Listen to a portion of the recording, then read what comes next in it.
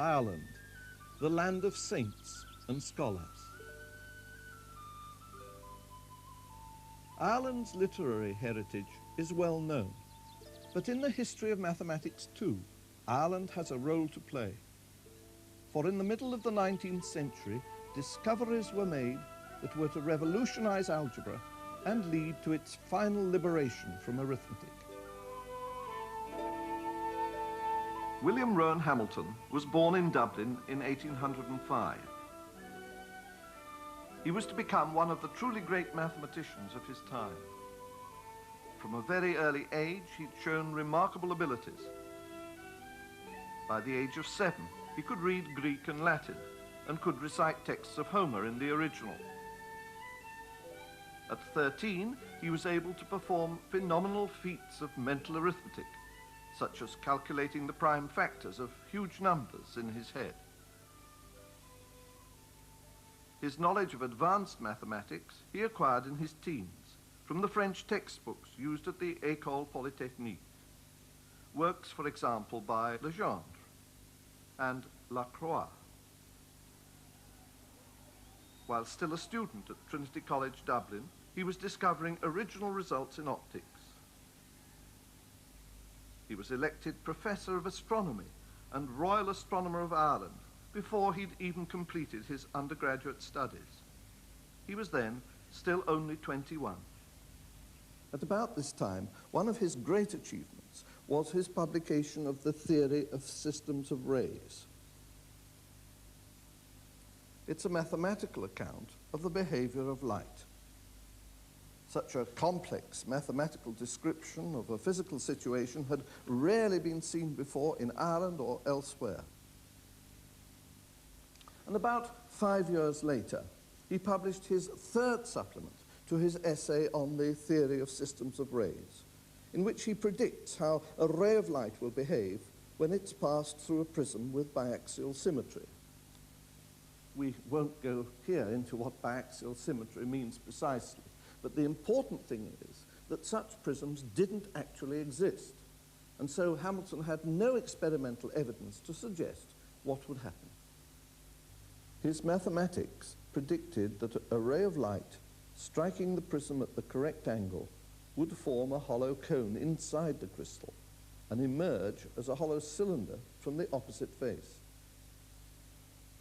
This was called internal conical refraction. If, however, light was focused to a point on the surface of the crystal, it would pass through as a single ray and emerge as a hollow cone. Hamilton called this external conical refraction. Naturally, he was keen to see if his predictions could be verified. However, it took his colleague at Trinity College, Dublin, Humphrey Lloyd, some 2 months to obtain a suitable crystal and verify that the prediction for external conical refraction was indeed correct. As a result, in optics, conical refraction is a mere curiosity. But as an example of mathematical prediction, it's a tremendous achievement, one of the greatest achievements in mathematical physics. Its importance was recognized, and Hamilton was awarded the Royal Medal of the Royal Society in 1835. And a little later that same year, he was knighted at a meeting of the British Association held in Dublin. Thus, at the age of 29, he was recognized as one of the greatest applied mathematicians of his day. At that meeting of the British Association, Hamilton presented 3 papers under the heading Theory of Conjugate Functions or Algebraic Couples, with a preliminary and elementary essay on algebra as the science of pure time. Let's look now at some of the ideas expressed in these papers, beginning with the concept of algebraic couples. Hamilton, like many others, was interested in the formal algebra derived from complex numbers. A complex number has the form a plus bi, where I is an imaginary quantity which satisfies the rule I squared equals minus 1. Complex numbers can be added. For example, 3 plus 2i plus 4 minus 1i is 3 plus 4 plus 2i minus 1i. which is equal to 7 plus 1i. They can also be multiplied. 3 plus 2i times 4 minus 1i is equal to 3 times 4 plus 3 times minus 1i plus 2i times 4 plus 2i times minus 1i. And because I squared equals minus 1, this eventually becomes 14 plus 5i. But this imaginary number I was a source of some controversy at the time. However, Hamilton, following the methods of Wessel, interpreted complex numbers as points on a plane. So 3 plus 2i could be interpreted as the point 3, 2, using a pair of coordinate axes. What Hamilton did was to dispense with any concept of imaginary square roots of minus 1 and simply consider number pairs or couples. He defined rules for adding couples. AB plus CD equaled A plus C, B plus D. And for multiplication, AB times CD equaled AC minus BD, AD plus BC. In particular, 0, 1 times 0, 1 equaled minus 1, 0. This is in fact an exact parallel to addition and multiplication of complex numbers. Hamilton avoided talking of imaginary numbers by starting with number couples and defining a set of formal rules for their addition and multiplication. The logical development was to consider number triples, or triadic fancies, as Hamilton called them. In other words, to look at number triples like A, B, C, to find rules for their addition and multiplication, Hamilton tried to extend the analogy from complex numbers. He interpreted A, B, C as A plus BI plus CJ, where both I squared and J squared equaled minus 1. Adding triples was easy. For example, 3 plus 2i plus 4j plus 1 plus 4i minus 3j equals 3 plus 1 plus 2i plus 4i plus 4j minus 3j, which gives this. But the question now is, how do you multiply triples? Multiplying these two triples as if they were complex numbers produces this extra term in ij. What is this product ij? What can ij be? Hamilton pondered this question for a long time, so much so that it seemed to become something of a family joke, as he tells us in a letter to his son Archibald, written some years later. Every morning on my coming down to breakfast, your little brother William Edwin and yourself used to ask me, "Well, Papa, can you multiply triples?" Whereto I was obliged to reply with a shake of the head, "No, I can only add and subtract them." Hamilton tried several methods of attack over the years. Part of his problem related to what he called the modulus of a triple. For example, the modulus of A plus BI plus CJ is just the square root of A squared plus B squared plus C squared. And he wanted the modulus of the product to be equal to the product of the moduli of the individual terms. And none of his attempts for a value of ij allowed him to achieve this. And then suddenly, one day, it was the 16th of October, 1843, he had the necessary flash of inspiration. As I was walking with Lady Hamilton to Dublin and came up to Broome Bridge, I then and there felt the galvanic circuit of thought close. And the sparks which fell from it were the fundamental equations exactly as I have used them ever since. I pulled out on the spot a pocketbook and made an entry on which I felt that it might be worth my while to expend the labor of at least 10 or 15 years to come. But then, it is fair to say that this was because I felt a problem to have been at that moment solved, an intellectual want relieved, which had haunted me for at least 15 years before. So excited was Hamilton that he actually scratched his formulae on the stonework of Broome Bridge. here's what he saw in his flash of inspiration. Instead of triples, using I and j only, he added a third distinct imaginary number, which he called k, also satisfying the rule k squared equals minus 1. So he now had quadruples, a plus bi plus cj plus dk, or quaternions, as he called them. To multiply quaternions, we use I squared equals j squared equals k squared equals ijk equals minus 1, so that ij equals k, jk equals I, ki equals j. But ij doesn't equal ji. Ji equals minus k, kj equals minus I, and ik equals minus j. A good way of remembering this is as a cycle. Going clockwise round the circle, ij equals k, ki equals j, jk equals I. But going counterclockwise, ik equals minus j, ji equals minus k, and kj equals minus I. With multiplication expressed like this, Hamilton had produced a consistent algebraic system of quadruples, but one in which multiplication was not commutative. This was the first non-commutative algebra ever to be developed, and it's why we say that Hamilton freed algebra from arithmetic and opened a way for other mathematicians to re-examine the basic concepts of algebra. Hamilton was so pleased at the result that he wrote a poem in commemoration of it. And how the one of time, of space the three, might in the chain of symbols girdled be. Hamilton saw the four elements of a quaternion as expressing the three dimensions of space, the vectors I, j, and k, and a single numerical dimension of time, the scalar. By the following year, quaternions were beginning to be applied by Hamilton and others, and applications to astronomy were being published. But 1844 was also an important year in the life of a little-known English schoolmaster, George Boole.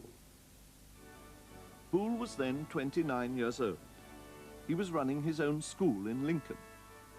He had also just received the first Royal Medal of the Royal Society to be awarded for work in pure mathematics. Boole was born in Lincoln, the son of a local cobbler. Unlike Hamilton, he received no formal education and was largely self-taught. His mathematics, however, he'd also learnt from the French textbooks used at the École Polytechnique.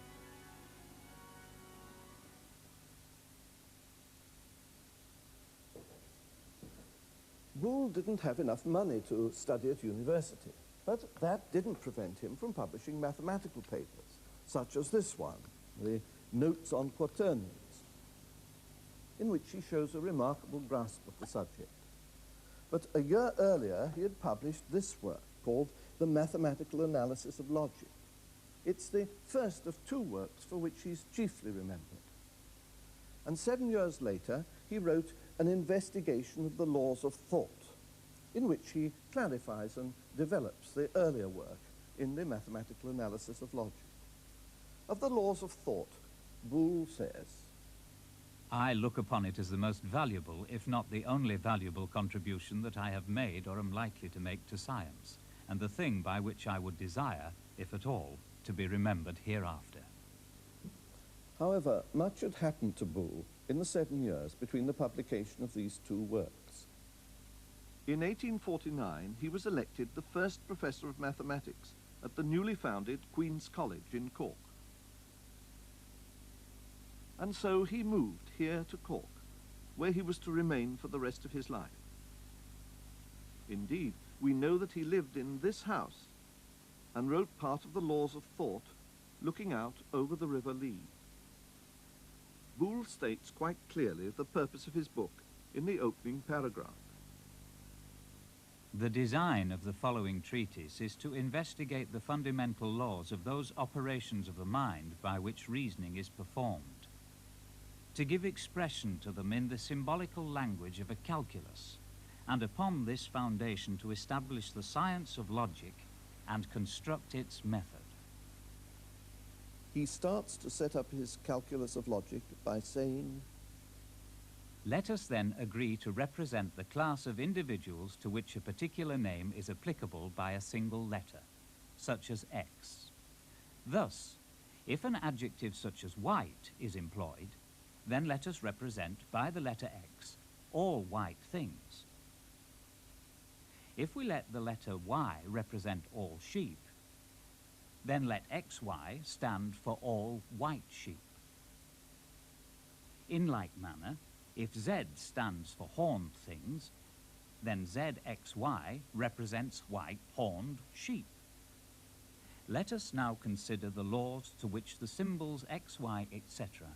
are subject. It is evident that XY equals YX, but also if X includes all things in Y, XY equals X. Hence, XX equals X, or X squared equals X, for all terms of X. this is a strange formula for its time. X squared equals X for all X. But Boole went on to develop an algebraic system based on these principles. He introduced plus as a symbol for or, so if A represents men and B represents women, then A plus B means all things that are either men or women. However, this operation plus can only be applied to sets of things that have no common members. Notice that at this stage, Boole avoids the problem of adding overlapping sets. Boole thus established an algebraic system representing what we now call set theory. But he developed these ideas further. He says that if X represents all white things, then 1 minus X represents all things not white. Since objects can't be both white and not white at the same time, then X into 1 minus X equals 0. Or X minus X squared equals 0. So X squared equals X, as before. Yet how could any element multiplied by itself remain just the same? There are only two numbers in arithmetic, 0 and 1, for which this is true. All other numbers fail to satisfy this rule. Yet here was an algebra in which X squared equals X for every member X of the algebra. This was a clear break with arithmetic, but perhaps not all that surprising, since it didn't owe its origins to the idea of number. The British mathematician De Morgan said of this work, He has, I think, got hold of the true connection of algebra and logic. Boole's work led to further significant departures in conventional thinking in algebra. De Morgan, following up Boole's ideas, pointed out an interesting variation of the distributive law in Boole's algebra. With an eye to future applications of Boolean algebra, we'll demonstrate this using electric circuits. We can represent the formula A times B plus C by a circuit with a switch A in series with a pair of switches B and C in parallel. So times means in series and plus means in parallel. This arrangement of switches is equivalent to putting A and B in series and then these two in parallel with a copy of A and C in series. To allow current to flow, we can either switch A and B or A and C. This second arrangement expresses A times B plus A times C. This is the normal distributive law we know from arithmetic. But now consider A plus B times C. This is switch A in parallel with B and C in series. But this is the same as A and B in parallel put in series with a copy of A and C in parallel. Current flows if we operate either A by itself or B and C together. The expression for this second circuit is A plus B times A plus C. This is a second distributive law, an exact match for the first, but with plus and times interchange. However, as far as arithmetic is concerned, this second distributive law is nonsense. Thus we have yet a further example of how Boole's algebra led to conflict with the laws of arithmetic.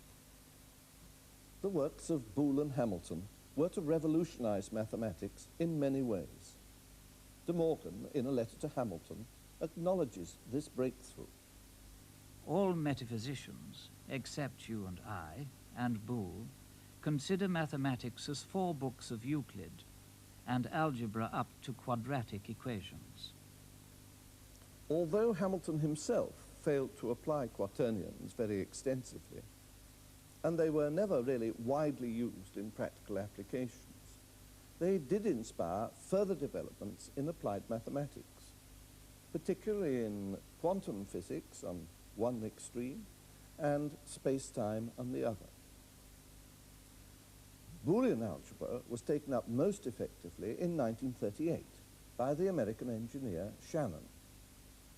His paper, A Symbolic Analysis of Relay and Switching Circuits, based on Boole's analysis of logic, set up the logical basis on which modern digital computer circuits are designed. But aside from physical and practical applications, by freeing algebra from arithmetic, Boole and Hamilton did much to give algebra its present place in pure mathematics. There are many commemorations of Hamilton and Boole. The plaque on Broome Bridge, where Hamilton discovered quaternions, and these Irish postage stamps, including one reproducing the page from Hamilton's notebook. And here in University College, Cork, which is what Queen's College is now called, we have this magnificent stained glass window, a tribute to George Boole and to his place among the mathematicians, scientists, philosophers, astronomers, and other great scholars of the past.